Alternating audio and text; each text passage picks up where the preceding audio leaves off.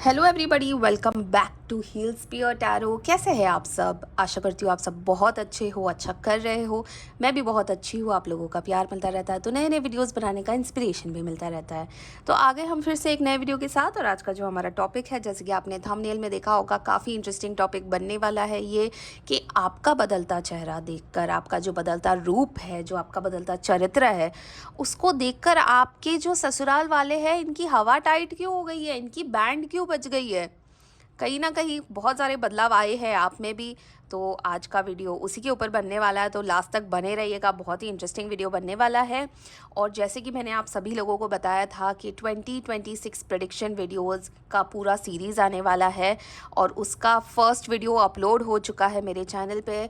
आप देख सकते हैं, जिनका भी मूलांक 1 है, यानी कि जिनका भी डेट ऑफ बर्थ 1, 10, 19 या 28 तारीख को किसी भी महीने की आती है, तो आपके लिए 2026 का प्रिडिक्शन वीडियो बन चुका है, अपलोड हो चुका है। उसमें सारी की सारी प्रिडिक्शंस है, प्लस उसमें रेमेडीज़ भी मेंशन की गई है। तो ज़रूर देखिएगा। और आपके फैमिली में भी अगर कोई है, आपके कोई फ्रेंड्स है, तो प्लीज़ शेयर कीजिएगा। बहुत ही इंटरेस्टिंग वीडियो बनी है।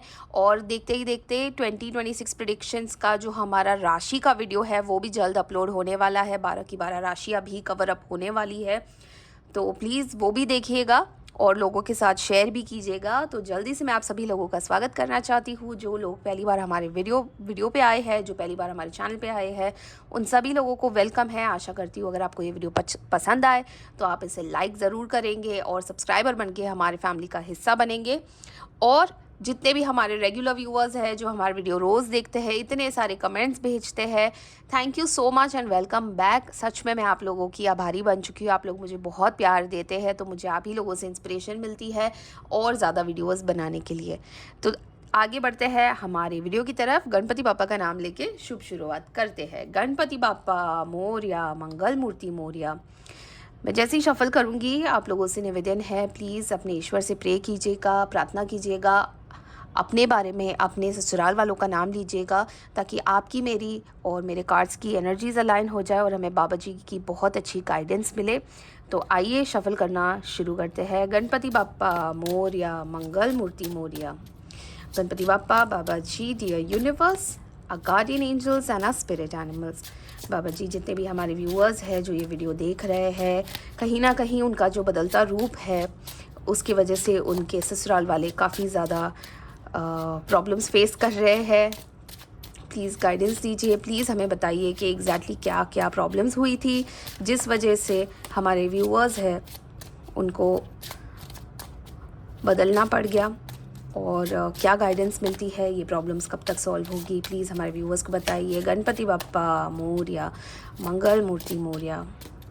जय नीम करोली महाराज की। जय श्री राम, जय श्री राम, जय श्री राम। ओके, तो 2 कार्ड्स ऑलरेडी आ चुके हैं। मैं आशा करती हूँ कि आप लोगों ने अपने क्वेश्चंस पूछ लिए होंगे। तो 2 कार्ड्स ऑलरेडी गिर चुके हैं। Night of swords, 3 of cups. देखते हैं आगे कौन से कार्ड्स आ रहे हैं। 9 of pentacles, thank you Baba ji. 2 of cups, lovely, thank you Baba ji. Page of wands, thank you Baba ji, thank you so much. The hermit, thank you Baba ji. 4 of cups and amazing lovers, thank you Baba ji, thank you so much. और 8 of wands का यहाँ पे end of the deck की energy आई है हमारे पास। काफ़ी कुछ यहाँ पे नज़र आ रहा है कि क्यों आपने सच में अपने आप को इतना बदल दिया है कि आज उनकी बोलती बंद हो चुकी है। और ये वाले कार्ड्स से भी हम कुछ, ये वाले डेक से भी कुछ कार्ड्स निकालते हैं। तो अगर आपने पहले शफल में अपना क्वेश्चन नहीं पूछा है, आशा करती हूँ इस शफल में आप ज़रूर पूछ लोगे। Ganpati Bappa Morya, Mangal Murti Morya.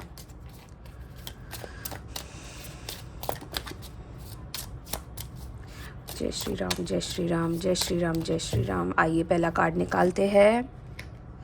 Understanding, inner voice, thank you Baba ji. यहाँ पे देखिए सोर्स आ चुका है, सोर्स का कार्ड आ गया है। और कुछ ही कार्ड्स और निकालते हैं। Aloneness, thank you Baba ji, thank you so much. Guilt, पता है जब भी ससुराल वालों की वीडियोस बनती है ना, ये कार्ड हमेशा निकलता है। आइए और देखते हैं। Breakthrough, thank you so much Baba ji, thank you very very much. और यहाँ पे आया है मास्टर। सच में आप लोगों में काफ़ी बदलाव आया है, कार्ड्स की पॉजिटिविटी से ही समझ में आ रहा है कि आगे का वीडियो बहुत ही अच्छा होने वाला है।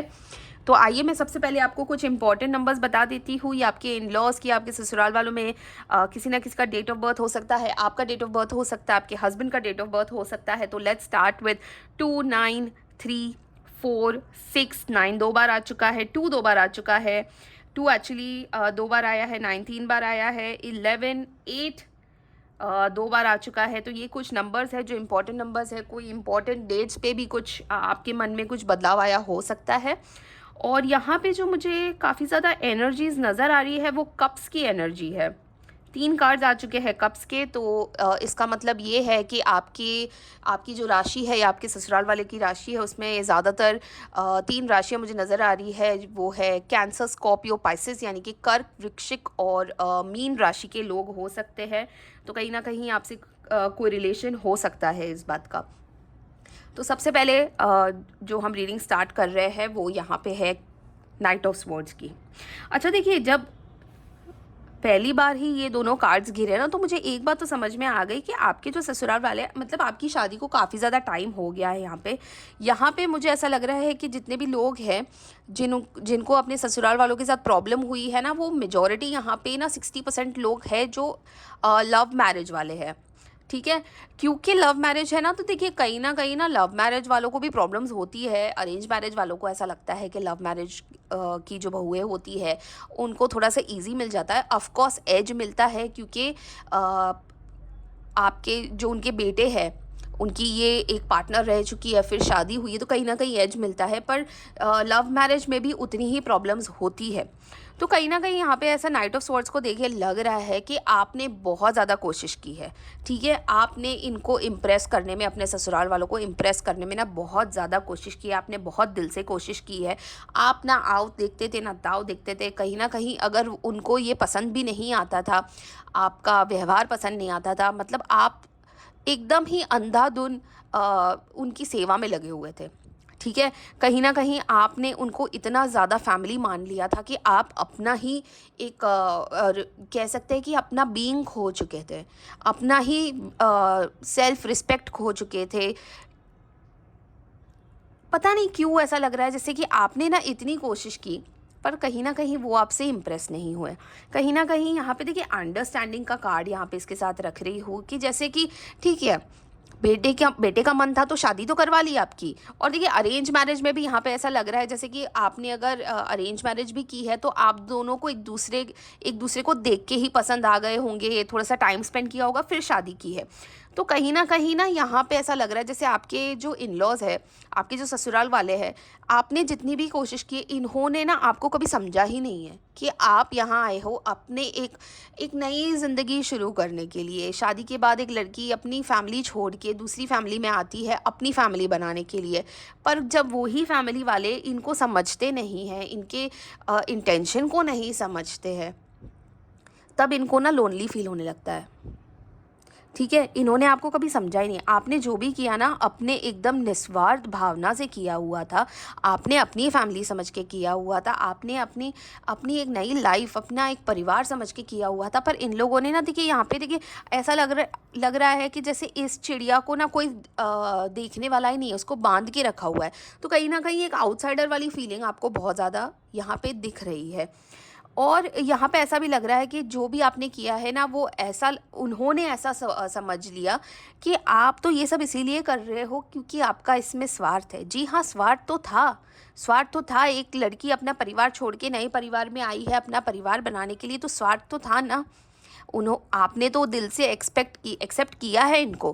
पर जब यही लोग आपको ऐसा बिहेव करने लगे आपके साथ कि आप तो आउटसाइडर हो, ठीक है, तो तकलीफ़ तो होती है। तो कहीं ना कहीं यहाँ पे मुझे ऐसा लग रहा है कि जितनी ही कोशिश की है आपको कभी अप्रिशिएट नहीं किया गया। 3 ऑफ कप्स का यहाँ पे कार्ड आया है। 3 लोग हो सकते हैं आपके फैमिली में जो आपके खिलाफ थे। ठीक है, या तो इन 3 लोगों ने आपके खिलाफ एक पार्टी बना ली है, आपको अलग कर दिया गया है, मतलब आपको इंक्लूड ही नहीं करते।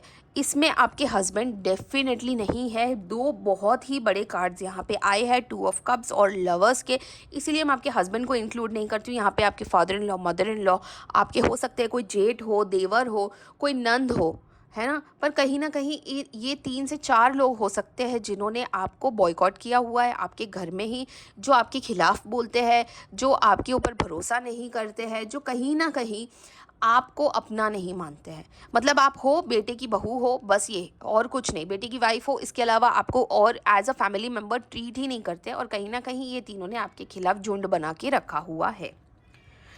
अच्छा, इनको क्या लगता है कि आप, मेजॉरिटी यहाँ पे जितनी भी विमेंस लग रही है मुझे, वो कहीं ना कहीं वर्किंग वुमेन लग रही है। तो अगर आप वर्किंग भी हो, या तो फिर आप अपने हस्बैंड की फेवरेट हो। आप कहते हैं ना, एक तो पापा की परी होती है, पर आप यहाँ पे अपने हस्बैंड की परी हो, ठीक है। तो आपको हर वो चीज़ मिलती है, हर वो चीज़ आपको यहाँ पे आपके हस्बैंड भी प्रोवाइड करते हैं। प्लस अगर आप वर्किंग वूमेन हो, कहीं ना कहीं से आपका एक सोर्स ऑफ इनकम है, तो आप एक बहुत ही कहते एक लग्जरी लाइफ जीने वाले हो, ठीक है।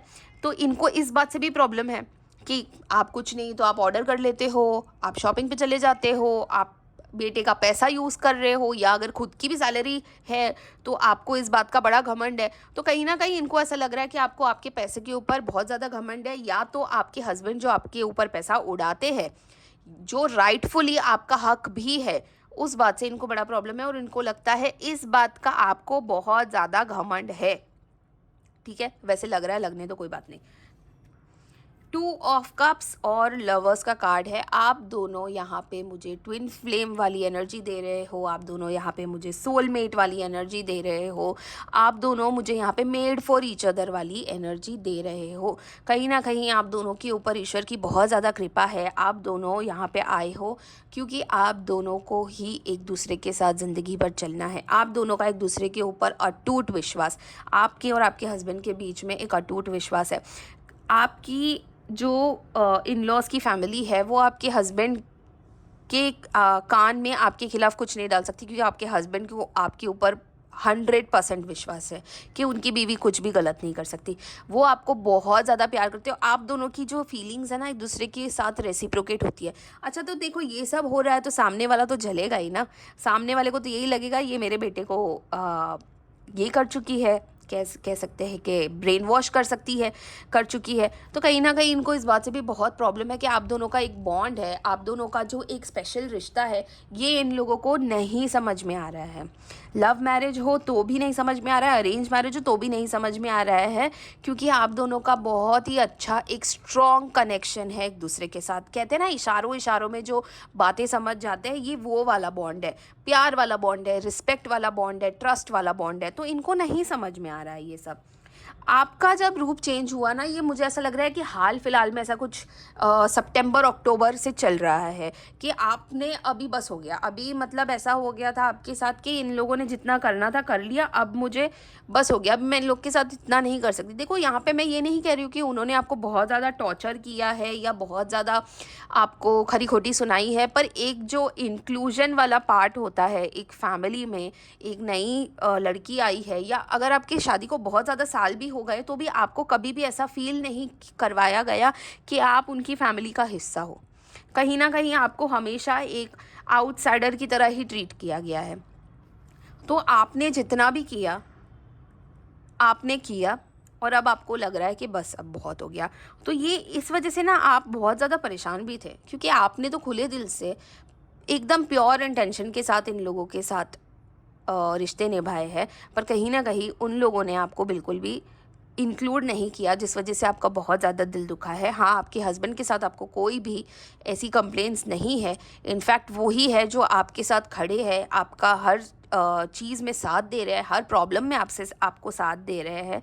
पर ठीक है, कहीं ना कहीं आपको जो ये फील हो रहा था कि इन लोगों के बीच में मैं इतनी मिसफिट क्यों हो रही हूँ, इस वजह से आपने बहुत ज़्यादा अपने आप को भी ब्लेम किया है। आपने बहुत ज़्यादा अपने आप को चेंज किया है इन लोगों के तौर तरीके सीखने के लिए। पर कहीं ना कहीं आपको ये रियलाइज़ ज़रूर हुआ है कि हाँ, अगर मैं चेंज हो सकती हूँ इन लोगों के लिए तो ये भी चेंज होने चाहिए। तो कहीं न कहीं आपने जितना करना था वो कर लिया। अब आप वेट कर रहे हो कि ये कब बदलेंगे, कब आपको अपने खुले मन से स्वीकार करेंगे, पर कहीं न कहीं मुझे ऐसा लग रहा है कि ये नहीं होगा।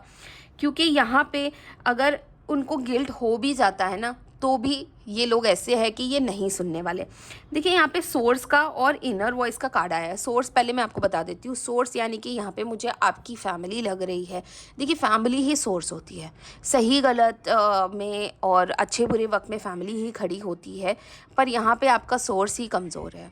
आपके हस्बैंड के लिए भी यही एक प्रॉब्लमेटिक बात है और यही चीज़ उनको भी उनकी फैमिली से डिटैच करती है। कहीं ना कहीं उनको भी अपनी फैमिली के ऊपर इतना ज़्यादा भरोसा अब रहा नहीं है कि जो अभी तक इतना अच्छा था, जो फैमिली फैमिली वाली ट्रीटमेंट थी जब से शादी हुई है, वो एकदम से कैसे बदल गई। एकदम से कैसे ये लोग इतना अलग हो गए, एकदम से कैसे इन लोगों ने, इनके माइंड में ऐसा क्या आ गया कि ये लोग ऐसे ट्रीट कर रहे हैं। ठीक है, तो इनर वॉइस का जो यहाँ पे कार्ड आया है, जैसे कि यहाँ पे आपका हर्मिट जोन भी काफ़ी टाइम तक चला, जहाँ पे आपने अपने आप को ब्लेम किया, फिर आपने रियलाइज़ किया कि ये जो हो रहा है होने दो, अब मैं अपनी लाइफ को अपने नज़रिए से देखूंगी, अपने तरीके से चलाऊंगी। तो कहीं ना कहीं आपने अपने दिल की बात सुनी, आपने अपने आप को पहले रखा, आपने अपने सेल्फ रिस्पेक्ट को पहले रखा। ठीक है, उनको जो फील हो रहा था उन्होंने किया। देखिए अलोननेस का कार्ड यहाँ पे आया है। कहीं ना कहीं देखो आगे जाके उनको भी रियलाइज़ होगा कि इतनी अच्छी लड़की थी।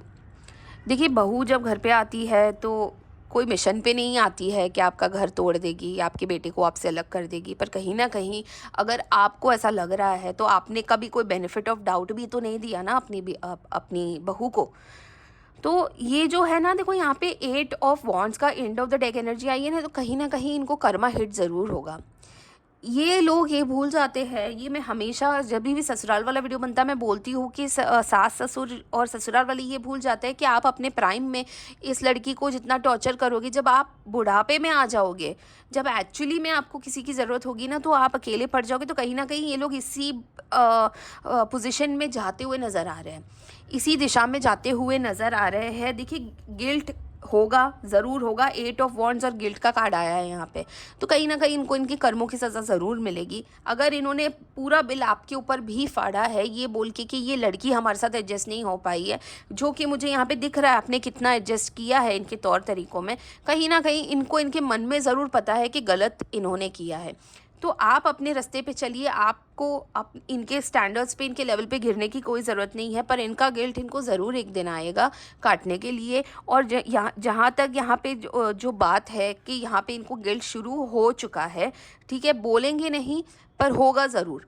ठीक है, ब्रेक थ्रू यहाँ पे आया है। कहीं ना कहीं आपने ही ये ब्रेक थ्रू किया है, कहीं ना कहीं आपने ही ये कदम लिया है कि बस अब इससे ज़्यादा ना हो पाएगा। तो कहीं ना कहीं आपने ही एक सेल्फ़ रिस्पेक्ट के लिए अपने लिए एक स्टैंड लिया है। यहाँ पे मास्टर का कार्ड आया है। देखो एंड ऑफ द डेक की एनर्जी में मास्टर यानी कि अब आप अपने इमोशंस को कंट्रोल करने लगे। पहले आप बहुत ज़्यादा बुरा मान जाते थे जब आपको आउटसाइडर वाली ट्रीटमेंट देते थे, जब आपको इंक्लूड नहीं करते थे फैमिली में। हो सकता है लोगों के सामने भी आपको ताने मार दिए गए हो, आपके पीठ पीछे बहुत ज़्यादा कुछ बोला गया हो, पर अब आपको फ़र्क नहीं पड़ता, क्योंकि अब आपको ये पता है कि मैं कैसी हूँ, सामने वाला कैसा है। सामने वाले के लिए आप बिच भी जाओगे, सामने वाले के लिए आप एकदम सोने के भी हो जाओगे, तो भी उनको आपकी कदर नहीं होने वाली है। इसलिए अब आपको फ़र्क नहीं पड़ता। और देखिए जहाँ तक ये 8 ऑफ वॉन्ड्स का कार्ड है, मुझे इतना ज़्यादा डिस्टर्बिंग लग रहा है क्योंकि आगे जाके जो तकलीफ़ उनको होने वाली है आप लोगों के ना होने से, वो शायद उनको इस बात का अंदाज़ा नहीं आ पा रहा है। पर खैर टाइम है, टाइम सबको सिखा देता है। और अच्छे कर्म करने से जो अच्छे फल मिलने हैं वो तो मिलते ही है, पर बुरे कर्मों का हिसाब भी आपको यहीं पे करना पड़ता है।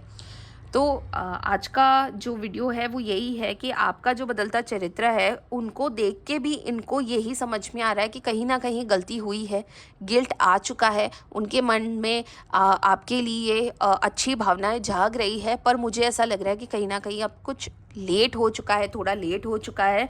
बट टोटली ये आपके ऊपर डिपेंड करता है कि आप इस बात को कहाँ से कहाँ लेके जाओगे, कितना दूर तक खींचोगे, क्योंकि कहीं ना कहीं वो माफ़ी मांगेंगे। अगर माफ़ी नहीं भी मांगते हैं तो कहीं ना कहीं उनको रियलाइज़ तो होगा और उनका जो एक बिहेवियर है आपकी तरफ वो चेंज ज़रूर होगा। तो आई होप कि आपको ये वीडियो पसंद आया हो, और अगर आपके साथ ये सिचुएशन हुई है जहाँ पे आपके इन लॉज ने आपकी कदर नहीं की और सडनली उनको रियलाइज़ हुआ कि नहीं, इस लड़की के आने से घर में जो चेंजेस आए थे वो ठीक थे, वो ज़रूरत के भी थे, और इस लड़की ने कभी भी अपने मन से कोई बुरी बात नहीं की, कोई बुरा व्यवहार नहीं किया या कोई बुरा इंटेंशन नहीं था, और उनका बिहेवियर आपकी तरफ चेंज हुआ है, तो प्लीज़ कमेंट में ज़रूर बताइएगा। और अगर आपको ये गाइडेंस अच्छी लगी हो तो आपको पता है आपको कमेंट में क्या लिखना है। जिसे भी आप सबसे ज़्यादा मानते हो, जैसे कि जय नीम करोली महाराज, हर हर महादेव, जय माता दी, प्लीज़ कमेंट कीजिएगा। मैं समझ जाऊँगी बाबा जी की गाइडेंस आप तक पहुँच गई है। और हाँ, आप अपने जैसे कि मैंने आपको कहा, आप अपने स्टैंडर्ड्स मत गिराना, तो कभी भी दूसरे के बुरे कर्मों में ना साथ देना और ना ही उनके लेवल पे जाके बुरे कर्म करना। आपके ही कर्म है जो आपको आगे जाके काम आएंगे, और ज़रूर आएंगे। जितना अच्छा करोगे उतना अच्छा आप बोगे, ठीक है। तो और कोई टॉपिक के ऊपर अगर आपको वीडियो बनवाना है, लव, फाइनेंस, रिलेशनशिप्स, किसी भी टॉपिक पे, तो प्लीज़ कमेंट कीजिएगा। मैं ज़रूर वो वीडियो बनाऊंगी, ज़्यादा वेट नहीं करवाऊंगी।